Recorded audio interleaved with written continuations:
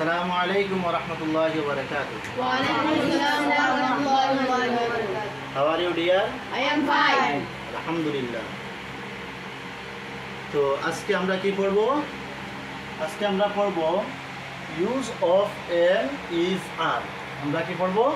Use of am is are. এখানে আমরা দেখব এম ইজ এবং আর আমরা কোথায় তাকে ব্যবহার করব।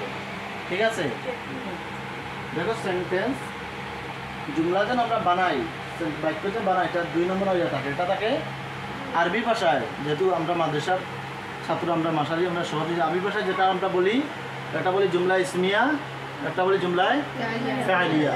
তো আজকে আমরা এখানে যেটা সুবিধা হচ্ছে জুমলায় ইসমিয়া, মানে এখানে কোনো জমানা থাকতো না, কাল থাকতো না। ঠিক আছে, এখন দেখো এম ইজ আর তারে কীভাবে আমরা ব্যবহার করি।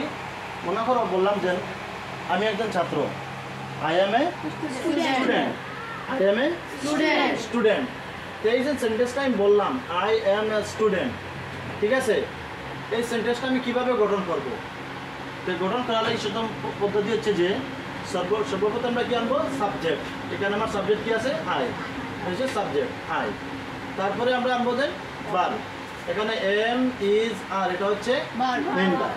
ঠিক আছে, তারপরে আমরা কি আনলাম? ভার্ব আনলাম এম, তারপরে আইলো কি একজন এ আইলো, তারপরে আসলো কি কমপ্লিমেন্ট। কমপ্লিমেন্ট মানে হচ্ছে কি আর বাকি অংশ, ঠিক আছে, যেটা দ্বারা আমার বাক্য পুরা হয়। তো এখানে আমরা সর্ব কি আনলাম? Subject plus verb plus complement. ঠিক আছে, তখন কি বলবো? আই এম আ স্টুডেন্ট, আমি একজন ছাত্র। ঠিক আছে, এখন যদি আমি ব্যবহার করছি ইজ, তাহলে কি ব্যবহার করব? সে একজন মনে করো পুলিশম্যান, এখানে কিছু শব্দ আমি লিখছি, দেখো কিছু শব্দ আছে। মনে করো এ বললো সে একজন পুলিশম্যান, কিভাবে বলবে? এই সাবজেক্ট আমরা রুলটা সব ফলো করতে হবে। ঠিক আছে, তো সর্বপ্রথম সাবজেক্ট, সাবজেক্ট কি হবে? হি। সাবজেক্ট কি হবে? হি। ঠিক আছে, লিখলাম হি। তারপরে কি আনবো? এখানে দেখা যাবে সাবজেক্ট আমার সিঙ্গুলার না প্লুরাল। ঠিক আছে, যদি সাবজেক্ট সিঙ্গুলার হয় তাহলে আমরা কি ব্যবহার করব? ইজ ব্যবহার করব। আর যদি সাবজেক্ট প্লুরাল হয় তাহলে কি ব্যবহার করব? আর ব্যবহার করব। আর এম যেটা, এটা মনে রাখবে হামেশা সদা সর্বদা যেন আয়ের সাথে এমটা ব্যবহার হবে। ঠিক আছে, তো এখন আমার এখানে সাবজেক্ট কি হচ্ছে? হি, এটা হচ্ছে সিঙ্গুলার। তাহলে আমি কি সাবজেক্ট, আমি ভার্ব কি ব্যবহার করব? ইজ। হি ইজ কি পুলিশম্যান, কি লিখবো আমি? হি is A policeman.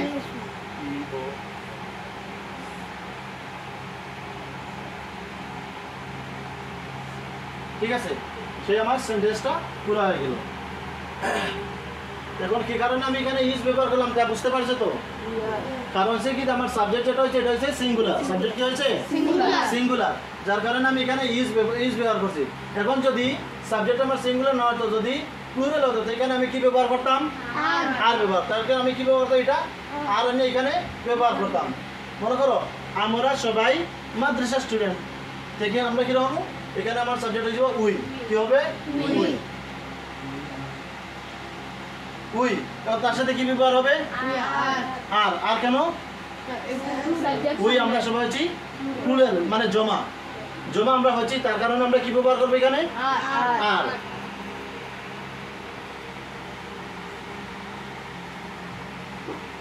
We are student, অথবা আমরা মাদ্রাসা স্টুডেন্ট। ঠিক আছে, উই আর মাদ্রাসা স্টুডেন্ট।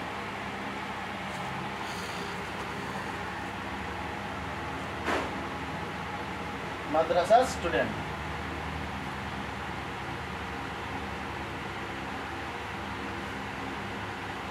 ঠিক আছে, উই আর মাদ্রাসা স্টুডেন্ট, আমরা মাদ্রাসার ছাত্র, আমরা মাদ্রাসার ছাত্র। এখন সে আমাদের আগের কাজ হচ্ছে যে এখন যদি আমরা এটা দিয়ে আমরা অনেক কয়েকশো বাক্য বানাইতে পারবো। কিভাবে? মনে করো আমরা যে যার সেন্টেন্সের নামগুলো পড়ছি আগে, সেন্টেন্স কয় প্রকার পড়েছিলাম? 6 প্রকার সেন্টেন্স আছে। কি আছে? অ্যাফার্মেটিভ সেন্টেন্স আছে। এখন যদি আমি এটা অ্যাফার্মেটিভে পড়ি তাহলে এটা হচ্ছে আই এম এ স্টুডেন্ট, ঠিক আছে। এখন যদি আমি সেন্টেন্সটা কিভাবে বানাই, নেগেটিভে বানাই, তাহলে কি বলবো?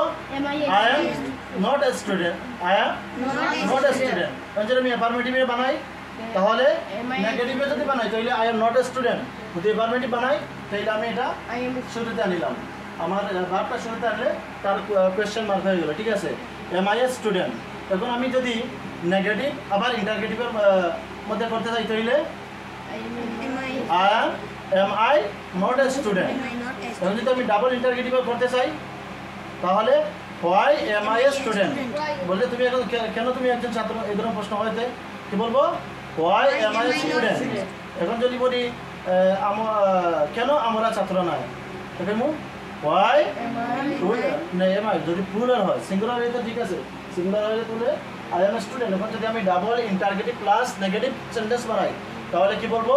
Why am I not a student, why am I not a student.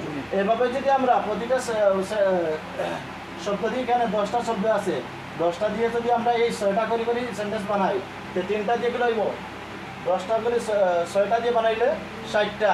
এখন 60টা করলে এটা দিয়ে করলে আরও হইব 60টা, ঠিক আছে, 120। তারপরে যেটা আর দিয়ে নিয়ে আবার বানাই পুরো এটার সাথে আরও 60টা, তাইলে কত হইলো? 120 আসলে 180। এই 10টা শব্দ দিয়ে আমরা কমসে কম কিন্তু 180টা বাক্য বানাইতে পারবো। কীভাবে বলেন দেবো? আই এম এ স্টুডেন্ট, যা বলো বলো। আশা করি এটা বুঝতে পারছো তো? আলহামদুলিল্লাহ। চলো এখন দেখি বানাও, এই শব্দগুলো ব্যবহার করো আর বানাও দেখি। চলো মুমিন আলী, তুমি বানাও। পুলিশম্যান তো হয়ে গেছে।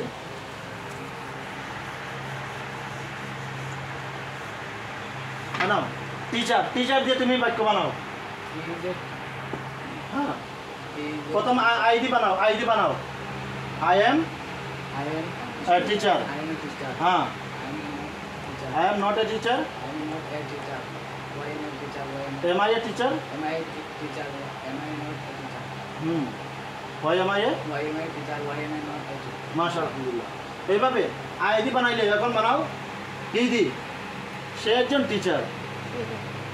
He is a teacher. হ্যাঁ, He is a not teacher. Why am I a teacher? is he a teacher?